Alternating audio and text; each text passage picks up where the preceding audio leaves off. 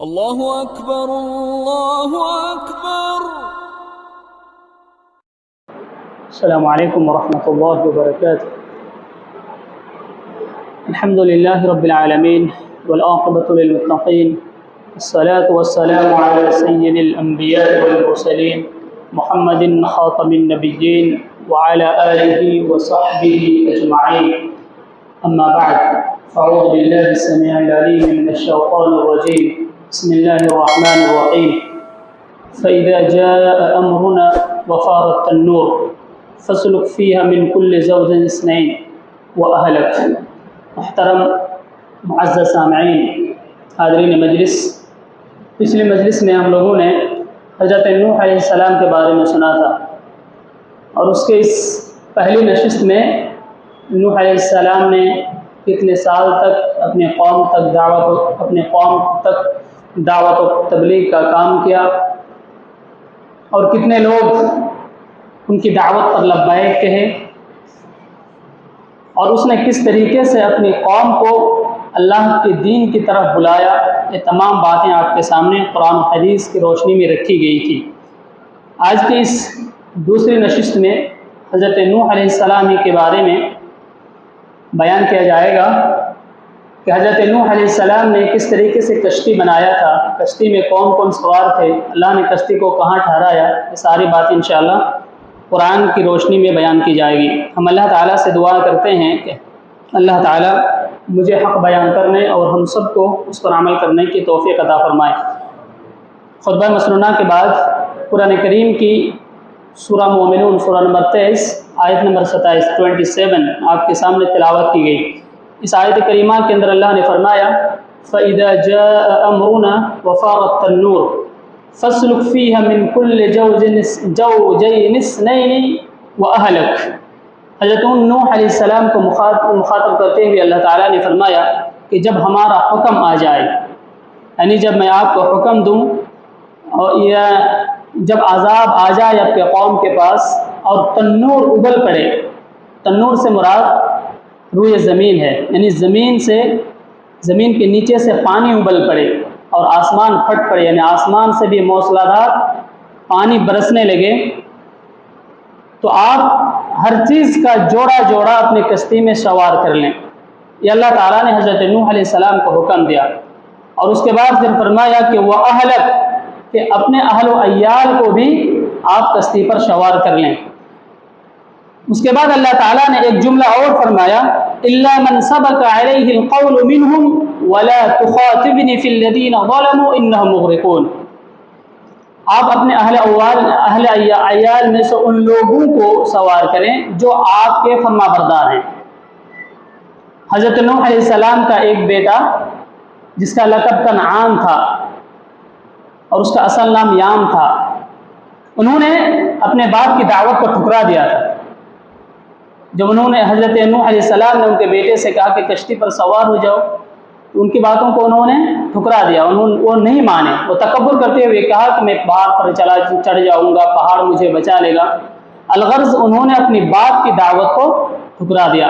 اسی طریقے سے حضرت نوح علیہ السلام کی بیوی نے بھی حضرت نوح علیہ السلام کی بات کو نہیں مانی، انہوں نے بھی ان کی دعوت کو ٹھکرا دیا۔ تو اللہ رب العالمین نے فرمایا کہ جو لوگ آپ کی نافرمانی کرتے ہیں، حضرت نوح علیہ السلام کو کہہ رہے ہیں کہ جو آپ کی نافرمانی کر رہے ہیں یہ لوگ غرق ہونے والے ہیں، آپ انہیں مخاطب نہ کریں یا آپ انہیں کشتی پر سوار نہ کریں۔ بات یہ ہے کہ کشتی آخر کیسے چلتی تھی؟ حضرت نوح علیہ السلام خشکی میں کشتی تیار کر رہے تھے، اور قوم کے لوگ حضرت نوح علیہ السلام کا مذاق اڑایا کرتے تھے کہ دیکھو کیسا پاگل ہے، خشکی میں سوکھے زمین پر، زمین کے اوپر یہ کشتی بنا رہا ہے، یہ کشتی یہ کہاں چلائے گا۔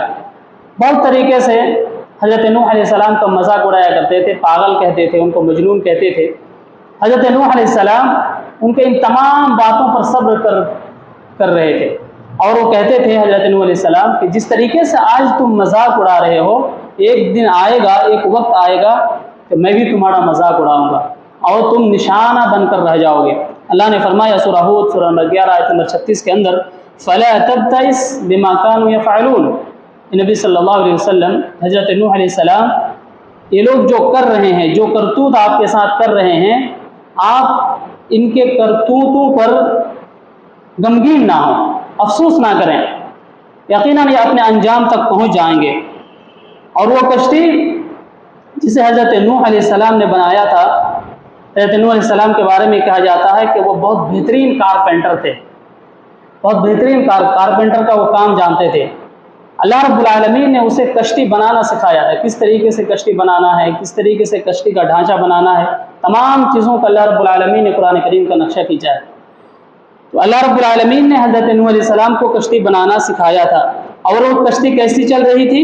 وَهِيَ تَجْرِي بِهِمْ فِي مَوْجٍ كَالْجِبَالِ، سورہ حشر نمبر 11 آیت نمبر 42 کے اندر ہے کہ وہ کشتی پہاڑ جیسی موجوں کی طرف حضرت نوح علیہ السلام کو لے جایا کرتی تھی، یعنی بہت بڑے بڑے موجیں آیا کرتی تھی، اس کے باوجود یہ کشتی الٹتی پلٹتی نہیں، وہ اللہ کے حکم سے پانی کو چیر کر کے چلی جاتی تھی۔ تو اللہ رب العالمین جس کو چاہے اپنے عذاب سے نجات دے سکتا ہے، اور جسے چاہے اللہ تعالیٰ غرق کر سکتا ہے۔ اور یہ بات یاد رکھیں کہ جب اللہ کا عذاب آ جاتا ہے تو اللہ کے علاوہ اس عذاب سے اپنے آپ کو انسان کبھی نہیں بچا سکتا ہے۔ دیکھیے حضرت نوح علیہ السلام کا بیٹا اپنے باپ کے سامنے ڈوب کر کے غرق ہو گیا، مر گیا، نبی کا بیٹا ہے لیکن نبی اپنے بیٹے کو بچا نہیں پائے۔ آج لوگوں کو دیکھیں گے، بہت سارے لوگ اپنے پیر، اپنے اولیاء، اپنے بزرگوں کے پاس جا کر کے کیا کیا مانگتے ہیں اور کیا کیا امیدیں لگا کر کے رکھتے ہیں۔ وہ سوچتے ہیں کہ ہم نیک اعمال نہیں بھی کریں گے تو ہمارا دریا پاس ہو جائے گا، ہمیں ہمارے بزرگ بچا لیں گے۔ ایسا نہیں ہے۔ جب نبی اپنے بیٹے کو نہیں بچا سکتے ہیں، اپنے پریوار کو نہیں بچا سکتے، تو کوئی اولیاء، کوئی بزرگ کیسے کسی اپنے مرید کو بچا سکتا ہے؟ ہرگز نہیں بچا سکتا ہے۔ اسی لیے اللہ رب العالمین کے عذاب سے بچنے کے لیے ہمیں نیک اعمال کی ضرورت ہے۔ اسی لیے ہم لوگ اپنے اعمال کا جائزہ لیں اور اللہ رب العالمین سے دعا کریں کہ اللہ رب العالمین ہمیں ہر آزمائش میں کامیاب کرے، اور اللہ رب العالمین ہمیں ہر عذاب سے اللہ رب العالمین محفوظ رکھے۔ اسی طریقے سے اگر آپ غور کریں گے کہ حضرت ابراہیم علیہ السلام، جن کے باپ بت پرست تھے اور بت فروش بھی تھے، وہ بتوں کی پوجا بھی کرتے تھے اور بت اپنے ہاتھ سے بنا کر بیچا بھی کرتے تھے، لیکن اس کے بیٹا کو دیکھیے، اللہ رب العالمین نے اس کے بیٹا کو نبی بنا دیا، حضرت ابراہیم علیہ السلام۔ بہت سارے لوگ یہ کہتے ہیں کہ دیکھیے باپ جیسا ہے بیٹا بھی ویسا ہوگا نا، یہ جملہ کہنا صحیح نہیں ہے۔ اللہ تعالیٰ جسے چاہتا ہے ہدایت دے دیتا ہے، اللہ جسے چاہے ہدایت دے دیتا ہے۔ اسے اللہ رب العالمین سے اپنی اولاد کے تئیں ہمیشہ دعا کرنی چاہیے کہ اللہ رب العالمین ہمارے اولاد کو نیک بنا اور سیدھے راستے پر چلا۔ اللہ رب العالمین، ہدایت اللہ کے ہاتھ میں ہے، اللہ تعالیٰ جسے چاہتا ہے ہدایت دیتا ہے اور جسے چاہتا ہے گمراہی میں مبتلا کر دیتا ہے، لیکن ہدایت تلاش کرنا یہ تمام انسانوں کی ذمہ داری ہے۔ اسے چاہیے کہ اللہ رب العالمین نے دونوں راستہ واضح کر دیا ہے، گمراہی کا بھی اور ہدایت کا بھی، اسی لیے اسے جو صحیح راستہ ہے اسے ڈھونڈ کر اسے تلاش کرنے کی کوشش کرنی چاہیے۔ اسی طریقے سے اللہ رب العالمین نے حضرت نوح علیہ السلام کی کشتی کو جو جودی پہاڑ پر ٹھہرایا تھا، اس کا بھی سورہ حشر نمبر 11 آیت نمبر 44 کے اندر اللہ نے اس کا تذکرہ فرمایا ہے کہ اللہ رب العالمین نے مسلسل کئی دنوں تک ان کے قوم پر جو طوفان کا جو عذاب چلایا تھا، تو اس طوفان سے اللہ تعالیٰ نے حضرت نوح علیہ السلام کی قوم کو نجات دیا، اور جودی پہاڑ پر ان کی کشتی اٹک گئی، اور وہاں جا کر کے جو لوگ کہا جاتا ہے کہ اس میں کل 80 افراد سوار تھے کشتی پر، تو وہاں سے وہ لوگ پھر جودی پہاڑ پر اترے اور وہیں سے پھر یہ دوسری دنیا قائم ہوئی۔ اسی طریقے سے بہت سارے لوگوں کو آپ یہ بھی دیکھیں گے کہ جو لوگ سیدھے سادے ہوتے ہیں ان کی بیوی بہت ٹیڑھی ہوتی ہے۔ جو سیدھے سادے ہوتے ہیں، بہت سارے لوگوں کو دیکھا جاتا ہے کہ جو سیدھا سادہ انسان ہے، کسی پر ظلم نہیں کرتا، کسی کو بری باتیں نہیں کہتا، یا کسی کے ساتھ وہ بدسلوکی نہیں کر سکتا ہے، لیکن ان کی جو بیوی ہوتی ہے ان کو زندگی میں پریشان کر کے رکھ دیتا ہے۔ بس اوقات ایسے بھی انسان کو دیکھا جاتا ہے کہ وہ انسان بہت شریر ہے، بہت بدمعاش ہے، لیکن اس کی بیوی بہت سیدھی سادی ہے، بہت نیک ہے، بہت پرہیزگار ہے۔ تو یہ اللہ رب العالمین کا قانون ہے۔ اللہ تعالیٰ किसी को भी कैसी भी बीवी अता कर सकता है। इसीलिए अल्लाह से हमेशा अपने बच्चे का भी और अपनी बीवी का भी नेक होने की दुआ करनी चाहिए। यहाँ देखिए हज़रत नूह अलैहिस्सलाम की बीवी नाफरमान हो गई, उनकी बात, उनकी नसीहत नहीं मानी। इसी तरीके से एक नबी और है हज़रत लूत अलैहिस्सलाम, उनकी बीवी भी उनकी दावत को कबूल नहीं किया। तो लिहाजा जब नबी की बीवी बिगाड़ सकती हैं, उनकी बातों को ठुकरा सकते हैं, तो कोई दाई हो या आलिम हो या फाजिल हो, कोई भी हो, अगर उनकी बीवी उनसे बदसलूकी करे तो उसे अल्लाह से दुआ करनी चाहिए कि अल्लाह रब्बुल आलमीन उसे हिदायत दे। अपने घरों में, अपने परिवार में नसीहत करना ये बहुत बड़ी बात होती है। लोगों को नसीहत करना और अपने घरों में नसीहत करना, इन दोनों में बहुत फ़र्क है। बस औक़ात लोग आपकी दावत को कबूल कर लेते हैं, लेकिन आपकी फैमिली में ही आपके घर वाले आपकी दावत को कबूल नहीं करते हैं। इसीलिए आपको इन तमाम चीज़ों से घबराना नहीं चाहिए, बल्कि अल्लाह रब्बुल आलमीन ने इन अंबिया का जो तज़किरा किया है कि किस तरीके से नबी होने के बाद भी उनके बेटे, उनकी बीवी ने उनकी बात को ठुकरा दिया, इसलिए आपकी भी दावत को ठुकरा सकता है। इसीलिए इन तमाम वाक़या को बयान करने का मकसद यही है कि आप इन तमाम वाक़ये से इबरत हासिल करें और सबक हासिल करें कि किस तरीके से हमें ज़िंदगी गुजारनी है।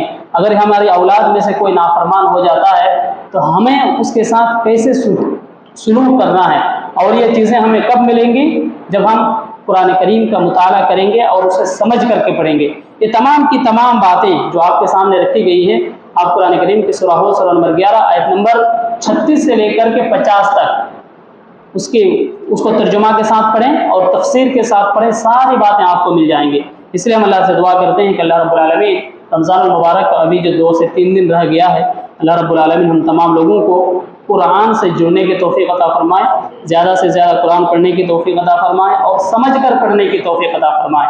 और जो भी अय्याम बाक़ी रह गए रोज़े के, अल्लाह रब्बुल आलमीन हमें ज़्यादा से ज़्यादा नेक अमल करने की तौफ़ीक़ अता फ़रमाए। और अल्लाह रब्बुल आलमीन से हम दुआ करते हैं कि अल्लाह ताला हम जो भी रमज़ान मुबारक में नेक अमल कर रहे हैं, हमारे इन टूटे फूटे अमाल को कबूल फरमाएँ और हमारे गुनाहों को दरगुजर फरमाएँ। आमीन। रब्बना तक़ब्बल मिन्ना इन्नका अंतस समीउल अलीम व तुब अलैना इन्नका अंतत तव्वाबुर रहीम। अस्सलामु अलैकुम व रहमतुल्लाहि व बरकातुहू।